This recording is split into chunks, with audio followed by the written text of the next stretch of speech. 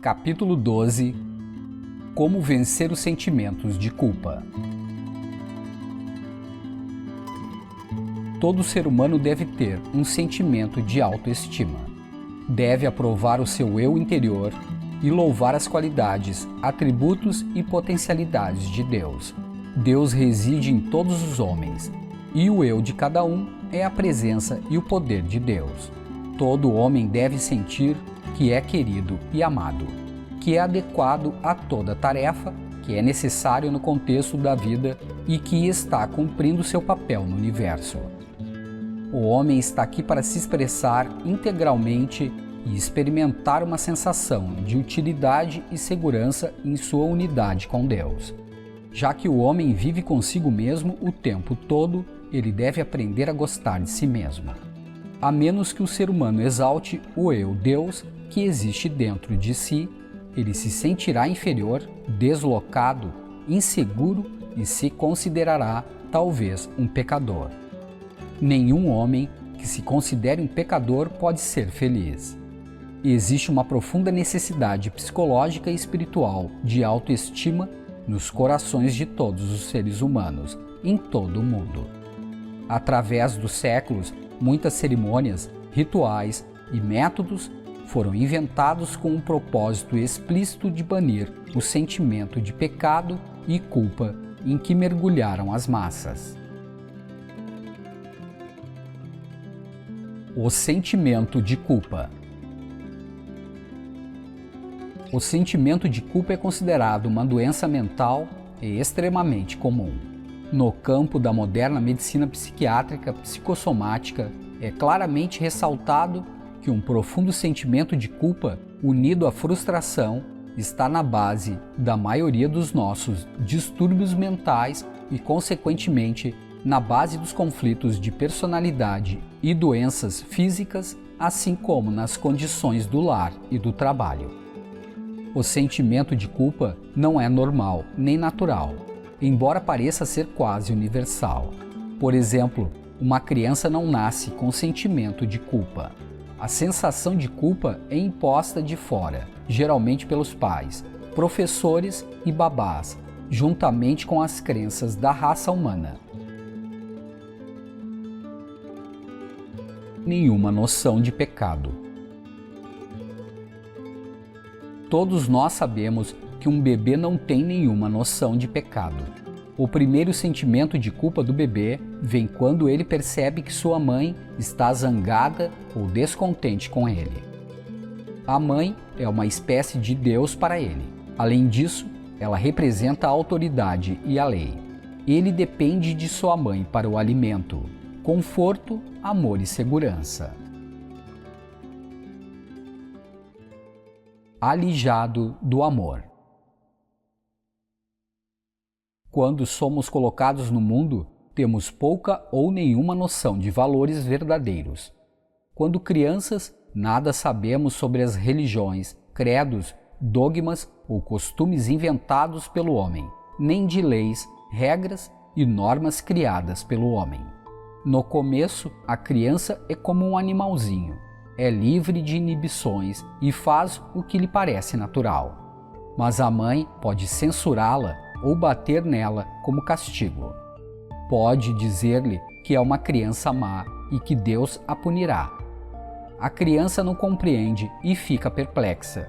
Instintivamente, sente-se alijada do amor, da segurança, de uma sensação de bondade e generosidade. A criança sente que é punida por algo que não compreende. Fica confusa e conclui que ela deve ser má. É quando tem a sua primeira sensação de culpa e de ser pecadora. Está desconcertada e passa a se proteger. Instintivamente, reage à repreensão ou à demonstração de raiva da mãe de diferentes modos.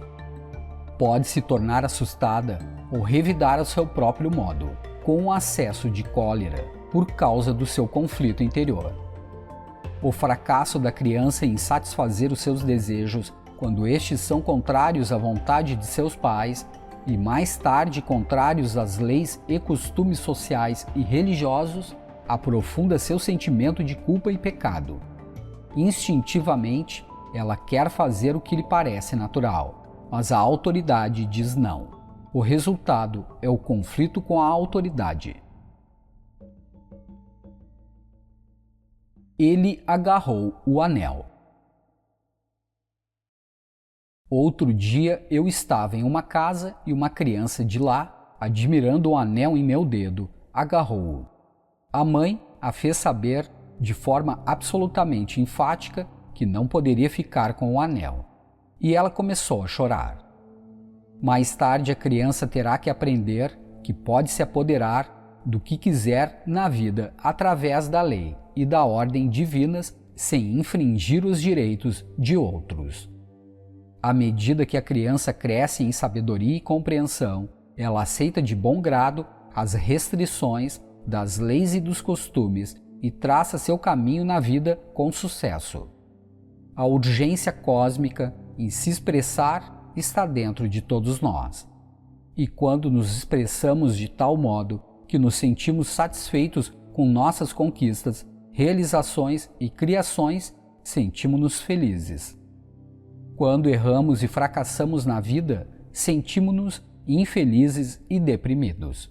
Começamos a pensar que estamos excluídos do amor e da estima das outras pessoas.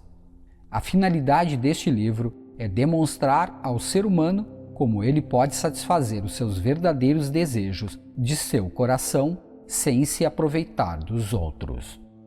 Todo homem vem ao mundo para levar uma vida de fartura. Eu vim para que tenham vida e estejam na abundância. João 10:10. Este é um universo mental e espiritual, e o que o homem desejar pode ser reclamado, apropriado e aceito mentalmente.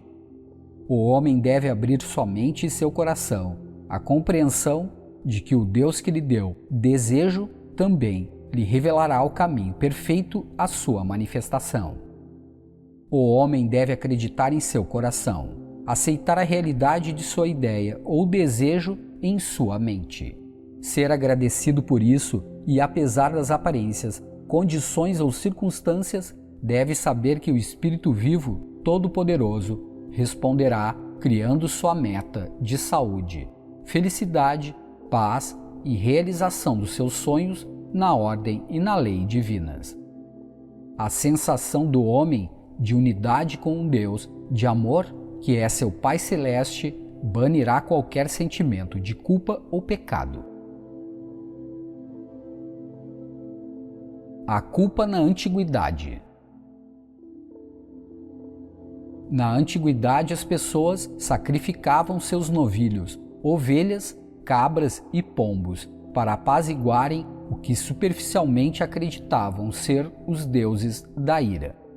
Quando vinham as tormentas, colheitas eram arruinadas ou uma grande seca se fazia presente. As pessoas acreditavam que os deuses estavam zangados. Seu sacerdote tinha que dar uma resposta ao povo. Se não desse ao povo o que achavam ser uma resposta plausível, matavam-no. Portanto, os sacerdotes davam respostas que satisfaziam as imaginações supersticiosas destas pessoas. O homem primitivo e pré-histórico. Em eras passadas, o homem percebeu que estava sujeito às forças sobre as quais parecia não ter nenhum controle. O sol lhe dava calor, mas também escaldava a terra. O fogo o queimava, os trovões apavoravam-no, a água inundava suas terras e o gado morria afogado. Sua ideia de força externa era uma crença primitiva e fundamental em Deus. Concebia para eles elementos ou forças da natureza, amor ou aversão. E medo e esperança deram origem à primeira ideia de religião. O homem primitivo, em sua infantil ponderação consigo mesmo, percebeu que quando um outro homem, mais forte do que ele, estava a ponto de maltratá-lo, ele era capaz de suborná-lo ou oferecer-lhe certos presentes e, de outras formas, humilhar-se, abrandando assim a atitude do outro. Desta conclusão grosseira, ele passou a suplicar as inteligências dos ventos, das estrelas e das águas, na esperança de que o ouviriam e atenderiam suas preces. Passou a oferecer sacrifícios e a fazer oferendas aos deuses do vento e da chuva. Forças do bem e do mal. Os primeiros homens conceberam o universo como repleto de incontáveis deuses. Suas ideias de Deus eram divididas de acordo com as sensações de prazer ou de dor e provinham exclusivamente das forças da natureza. Dividiam os deuses e os gênios em forças benéficas e malignas. Daí a universalidade destas duas ideias em todos os sistemas e religiões. Desta breve revisão da origem e da causa da culpa, passaremos a específicas instâncias de culpa. Ele quer afogar sua mãe. Há alguns meses, uma mulher me visitou com seu filho de 8 anos de idade. Ele urinava na cama todas as noites. Perguntei-lhe por quê. Quer afogar minha mãe, respondeu o menino. Na verdade, ele afogava a mãe em ressentimento. Em sua formação religiosa, ele aprendera que era errado odiar ou ter raiva de alguém e sofria de um profundo sentimento de culpa.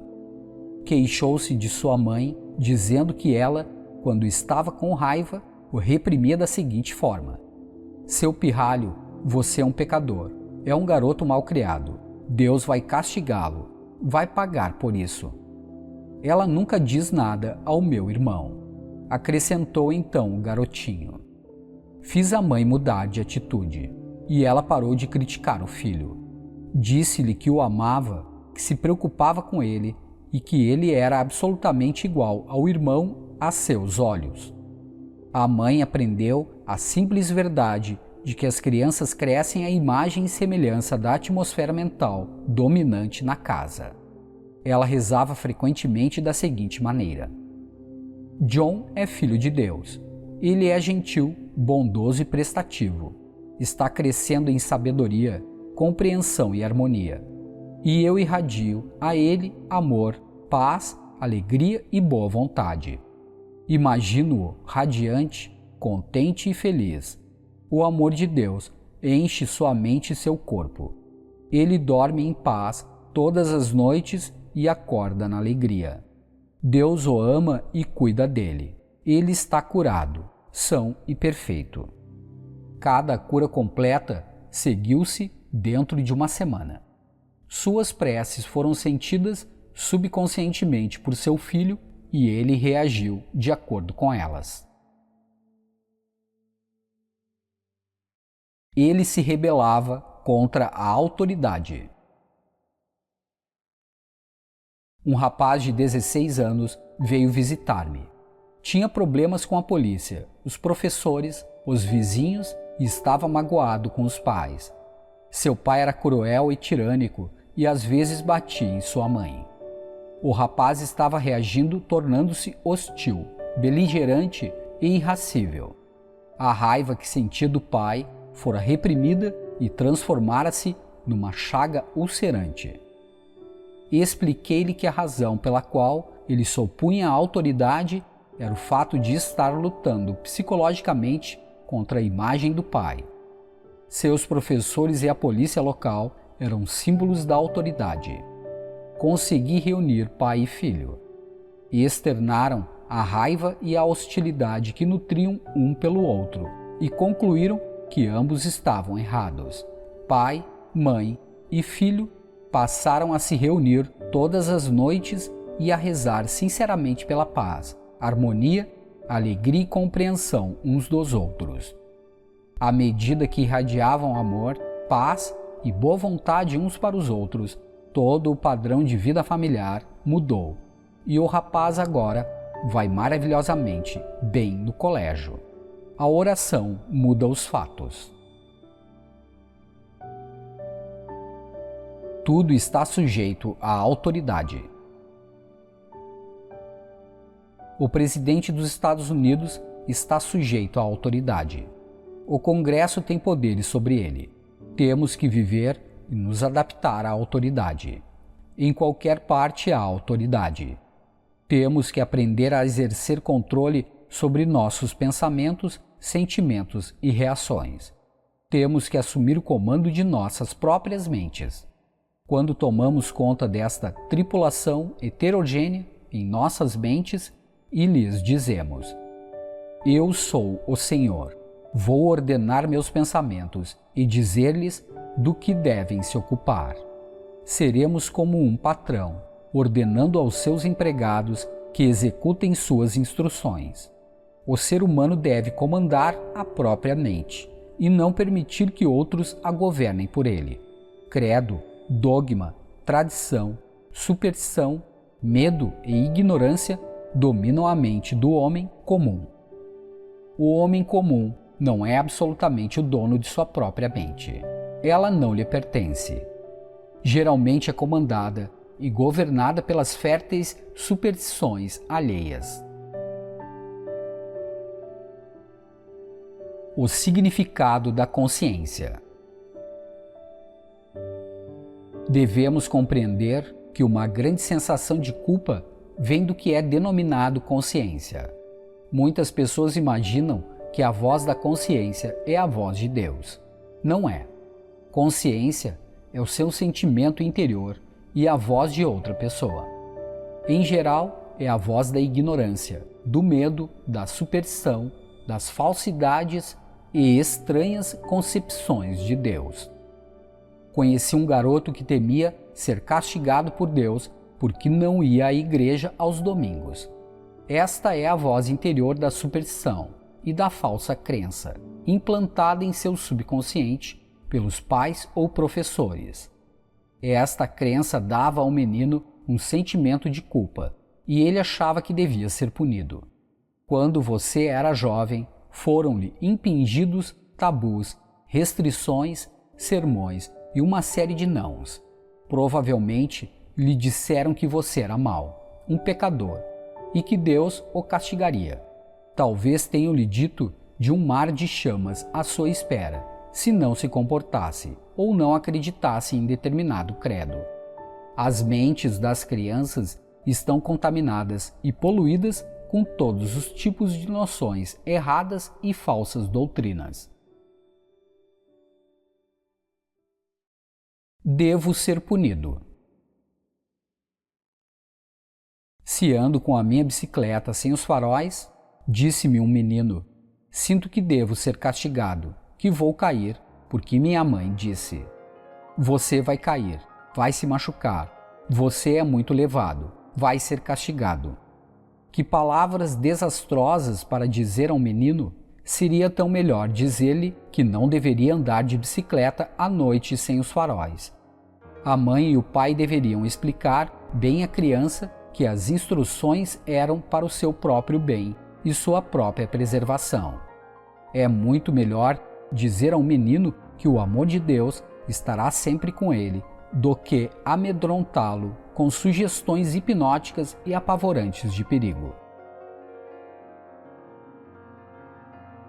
Existe uma consciência boa. Nunca se deveria dizer às crianças que elas nasceram para a perversidade e foram concebidas do pecado. Deveriam saber que são filhos de Deus, que Deus é o seu verdadeiro Pai e que Deus é amor. Deveriam saber também que o amor não faz nada sem amor. Naturalmente, esta é a boa consciência, e que o menino aprende a regra de ouro, o amor ao próximo, e que a honestidade é a melhor política. Quando um garoto está prestes a cometer um roubo, algo dentro dele lhe diz: não, você não deve fazer isso. A mãe e o pai cabe ensinar ao filho a diferença entre o zorrilho e o gato, a diferença entre o que é certo e o que é errado. A criança deve ir à escola, tem que aprender boas maneiras e ser adequadamente instruída. Ela aprende o que é certo, verdadeiro, nobre e sublime. No entanto, quantos aprendem estas qualidades hoje em dia? Nascido em pecado. Ensinar às crianças que elas nasceram com uma marca do pecado original, porque Adão e Eva pecaram, é verborréia eclesiástica e completamente em desacordo com a moderna interpretação da vida. Pecado original, na verdade, significa que o homem esqueceu sua origem divina e aceita os mandamentos e superstições dos homens em lugar das verdades de Deus. Toda criança neste mundo nasce na raça humana e em tudo que seu ambiente representa. Este é também um dos significados do pecado original. Quando você conhece as leis de sua mente e sua própria divindade, não fica mais sujeito a tabus, restrições, falsas crenças e ao doutrinamento corrupto que recebeu na juventude. Se deseja limpar a mente de seus filhos, pratique a presença de Deus em casa. Tenha pensamentos sublimes e seu lar ficará impregnado de uma atmosfera e um estado de espírito adoráveis. Você verá seu filho crescer à imagem e semelhança do ânimo predominante em seu lar. Este é o verdadeiro significado do batismo. Se você possui um copo d'água turva, você pode blasfemar, ficar com raiva e amaldiçoá-la indefinidamente, mas não conseguirá água limpa. No entanto, se desejar continuamente água limpa em seu copo, você terá água limpa. Agora ele se foi para sempre. Muitas pessoas sentem-se culpadas porque não visitaram o pai ou a mãe pouco antes de sua transição para a próxima dimensão. Declaram com frequência: "Ah, eu tratei mal minha mãe antes de ela morrer. Meu marido morreu e na ocasião eu estava fora. Não perdoei meu pai e agora ele se foi para sempre." A Bíblia lhe dá a resposta e o ensina como perdoar a si mesmo e aos outros.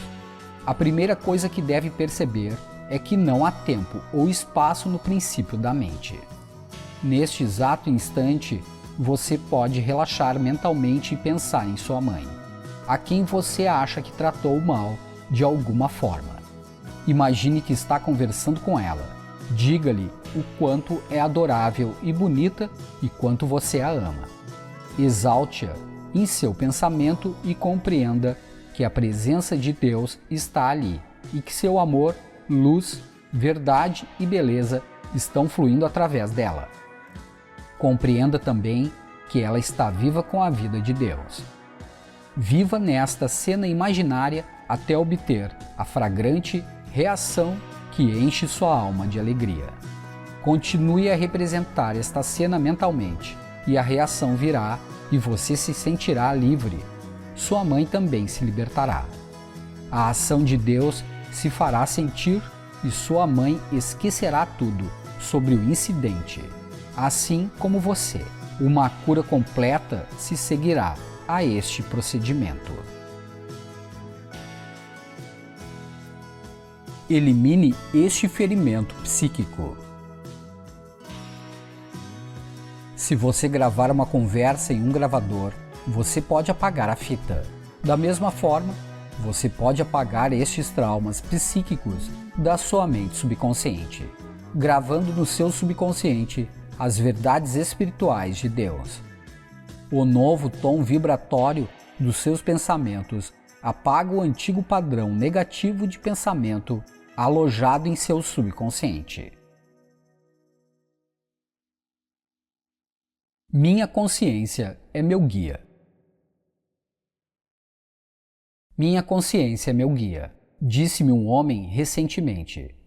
Ele escrevia artigos cáusticos atacando um determinado grupo religioso e expliquei-lhe o funcionamento de sua mente interior. Ele compreendeu que seus preconceitos, ódios e padrões supersticiosos foram plantados em sua mente subconsciente quando ele era jovem e que seu condicionamento mental era a razão do seu ressentimento, hostilidade e antagonismo em relação aos outros grupos religiosos. Muitas pessoas tornaram-se vítimas de uma irrefreada superstição e preconceitos ignorantes. Seguir a voz da consciência tem arruinado as vidas de muitas pessoas. Ouço uma voz interior que me manda matar a minha sogra, disse um homem que conheci. A voz que ele ouvia era verdadeira, como as vozes e cenas que se ouve em sonhos. A mente subconsciente está sempre representando as impressões que nela gravamos. É nosso livro da vida, que guarda todos os registros de nossos pensamentos, sentimentos e crenças. Expliquei-lhe que o ódio e rancor permanentes que nutria por sua sogra eram assassinato em seu próprio coração, e que seus pensamentos maliciosos e destrutivos estavam cada vez se enraizando mais em sua mente e iriam eventualmente saturar-lhe a mente subconsciente com a ideia de assassinato. O subconsciente age reagindo, e a lei do subconsciente é a da compulsão, portanto ele acabaria cometendo o assassinato. As vozes que ouvia eram as do seu próprio subconsciente, falando-lhe de volta. Minha explicação foi a cura. Ele abençoou e rezou por sua sogra. Tornaram-se bons amigos e ela o chama de meu filho. A verdadeira voz de Deus. Os que mataram milhares de protestantes na época da Inquisição Espanhola o fizeram em nome da consciência. Esta consciência representava fanatismo e intolerância religiosa. Estudiosos e arqueólogos têm evidência definitiva de que os pais na antiga Babilônia apedrejavam crianças até a morte por causa de pequenas infrações e certas regras e leis que promulgavam. Muitas pessoas caminhando pela rua hoje são vítimas de uma consciência neurótica.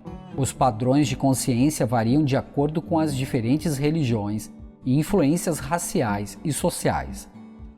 É preciso aprender a diferenciar entre o que chamamos consciência e a voz de Deus. Deus sempre fala em paz e nunca em confusão. A voz de Deus é sempre construtiva, harmoniosa e pacífica. A voz e as indicações do divino são sempre a favor da vida, tendendo para uma vida mais abundante. Sempre que sentir uma preemência a ir de encontro às leis da vida, como a regra de ouro, os 10 mandamentos ou a epístola do amor de Paulo, no capítulo 13 de Coríntios, você saberá muito bem que não pode ser a voz da verdade ou de Deus. Ela se lavava 100 vezes por dia. Uma jovem veio me procurar afirmando que precisava lavar as mãos, umas 100 vezes por dia. e que estava sempre com medo de alguma infecção. Esta jovem era católica e seu marido judeu. Eram felizes juntos até que ela começou a receber cartas da mãe declarando que ela fizera um grande mal, acrescentando maldições e condenações morais. Expliquei à jovem que o amor não conhece credo, raça ou grupos facciosos. O amor transcende todos os credos. Ela achava ainda que ninguém poderia desfazer seu casamento se o amor reinava supremo. Aprendeu a rir de si mesma por se deixar ficar tão transtornada. Compreendeu por que sua mãe escrevia aquelas cartas tão tolas. Percebeu que ela sofrera uma lavagem cerebral de tabus religiosos, preconceitos e restrições de todo tipo e que escrevia do ponto de vista da superstição, do preconceito e da ignorância, e não do ponto de vista de Deus ou da verdade. Em Deus não há nenhum grego ou judeu, nenhum servo ou senhor, nenhum católico ou protestante, hindu ou ateu. Deus não tem religião alguma e nada sabe a respeito de credos, dogmas e opiniões dos homens. Esta jovem aprendeu a rezar e a imaginar que recebia de sua mãe cartas repletas de amor, bondade e boa vontade. A carta imaginária. Contei-lhe a história de Orage, um discípulo de Ouspensky, que ensinava o seguinte a seus alunos: faça uma carta escrita como se viesse de um amigo para você e que o satisfaria completamente caso viesse a recebê-la. Põe exatamente as palavras que você gostaria que seu amigo lhe escrevesse ou dissesse. Todas as noites ela abraçava a mãe em imaginação e irradiava amor, paz e alegria para ela. Então lia a carta imaginária, que lhe enchia a alma de alegria. Continuou a fazer isso durante 3 semanas todas as noites. E ao fim deste período, recebeu uma carta de sua mãe, desculpando-se por suas cartas anteriores e contendo quase as mesmas palavras que ela imaginara, sentira e com as quais se alegrara todas as noites. Os conceitos morais são geográficos. Em muitas partes do mundo, os homens têm várias esposas. É seu costume religioso ou tradição. Nossa Bíblia nos ensina que o amor é uma compensação ou a união de 2 almas que buscam seu caminho de volta ao coração da realidade. Se um americano ou um inglês tivesse várias esposas, sua consciência o destruiria por causa do seu sentimento de culpa. Uma mulher neste país não queria ser uma de várias esposas. Sentir-se-ia culpada e provavelmente ficaria seriamente doente, mental e fisicamente. A solução para os complexos de culpa. Não obstante, me adoram em vão, ensinando como doutrinas os mandamentos dos homens. Por desprezar os mandamentos de Deus, vocês observam as tradições dos homens.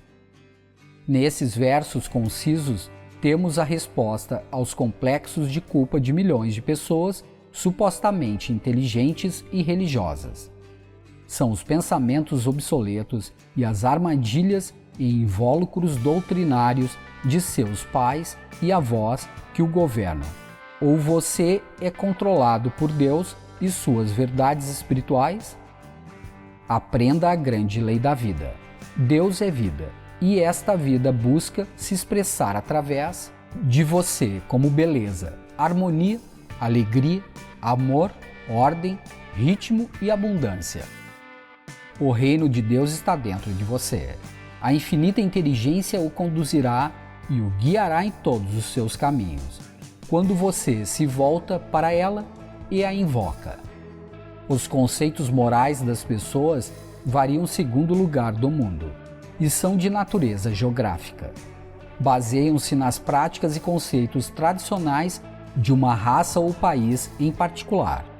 Os padrões morais das diferentes culturas são verdadeiros apenas quando estão de acordo com o princípio da vida, para que sempre busca se expressar através de nós, como harmonia, saúde, paz, alegria, amor, simetria e a vida com mais fartura.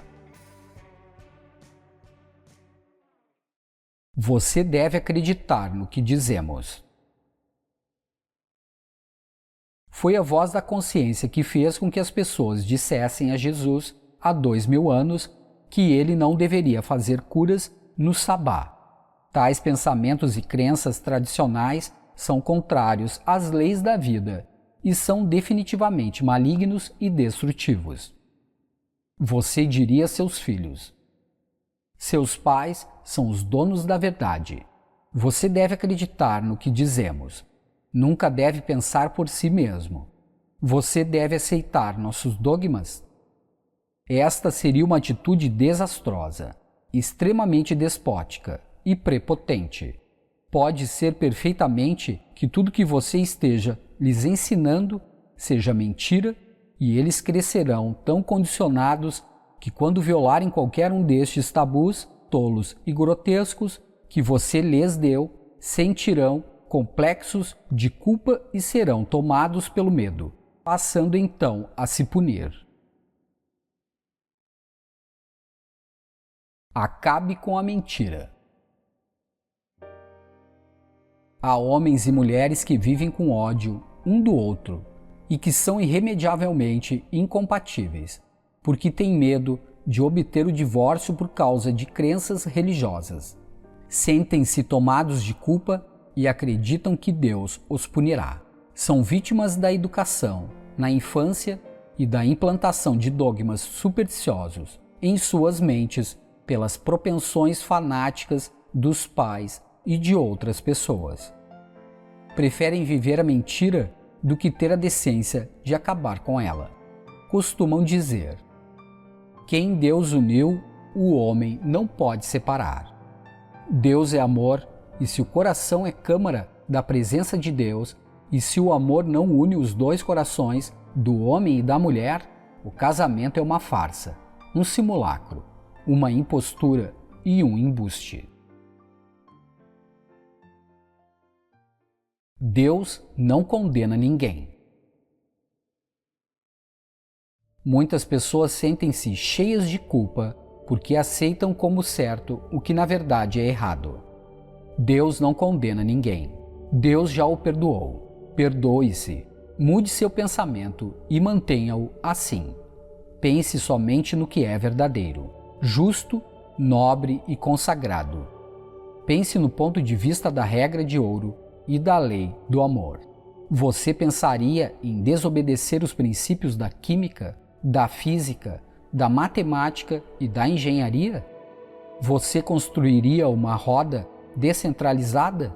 Você está acreditando em superstições e preconceitos antiquados, obsoletos, grotescos e ignorantes, em nome de crenças religiosas, ou fez uma séria investigação dos mecanismos de suas mentes consciente e subconsciente? O cientista moderno tem que se ajustar à lei natural. Não pode mudá-la.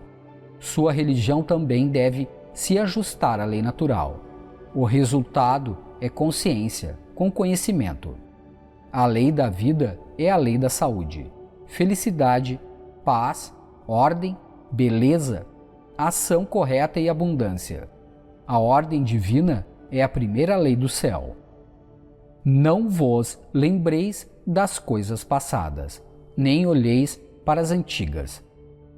Isaías 43, 18.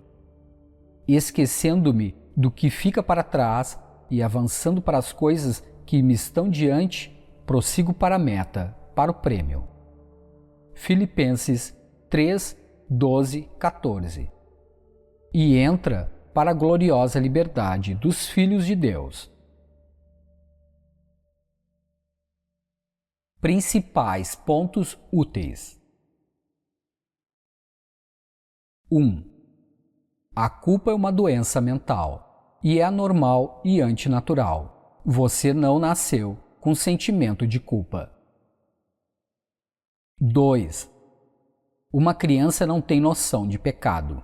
O primeiro sentimento de culpa vem quando sente que a mãe está zangada e descontente com ela. 3. Quando uma criança é punida por alguma coisa que não compreende, torna-se confusa e conclui que ela deve ser uma criança ruim. 4. Uma criança agarra qualquer coisa que admire. Ela tem que ser gradualmente ensinada que pode obter o que quer dentro da lei e da ordem divinas, sem infringir os direitos dos outros. 5. Este é um universo mental e espiritual, e você deve se apropriar mentalmente do que deseja. 6. Na antiguidade, durante epidemias, grandes secas e outros flagelos, as pessoas sacrificavam suas reses, ovelhas e cabras, para apaziguar o que supersticiosamente acreditavam serem deuses irados. 7. O homem primitivo atribuía amor ou aversão às forças da natureza, e o medo e a esperança deram origem à primeira ideia de religião. 8.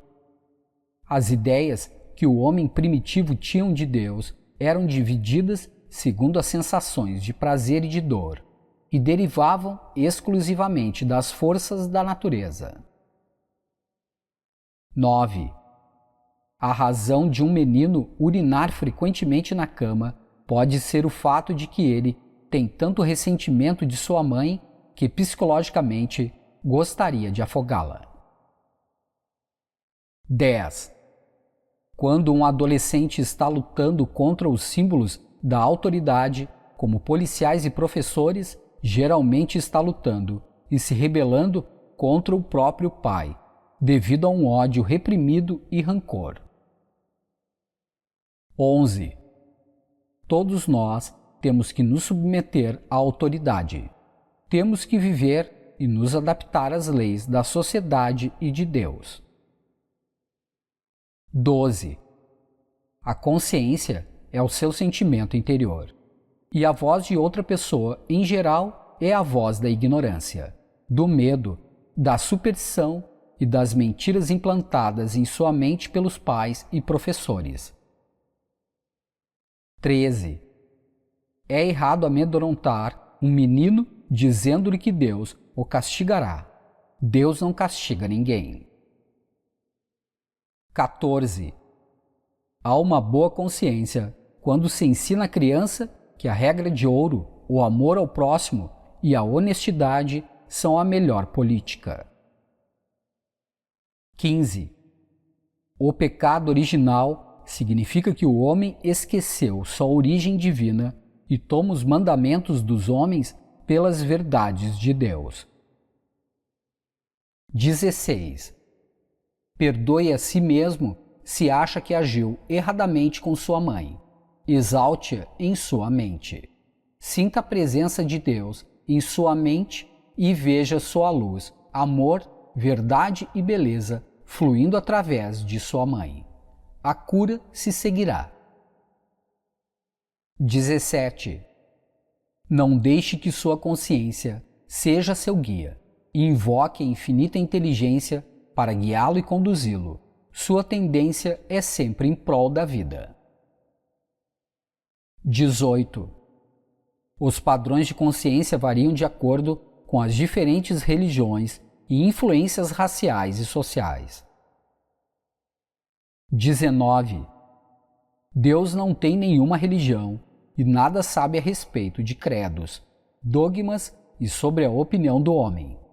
Deus é impessoal e imparcial. 20. Se um americano ou inglês tivesse diversas esposas, sua consciência poderia destruí-lo por causa do seu sentimento de culpa. 21. Decida-se a se deixar controlar por Deus. e suas verdades espirituais. 22. Foi a voz da consciência que fez com que há 2000 anos as pessoas dissessem a Jesus que ele não devia fazer curas no sabá. 23. Os conceitos morais das pessoas variam segundo o lugar do mundo e têm uma natureza geográfica. 24. É melhor acabar com a mentira do que viver a mentira no relacionamento conjugal.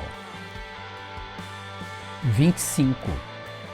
Muitas pessoas sentem-se cheias de culpa porque aceitam como direito o que na verdade é errado. 26. A lei da vida é a lei da saúde, felicidade, paz, ordem, beleza, ação correta e abundância.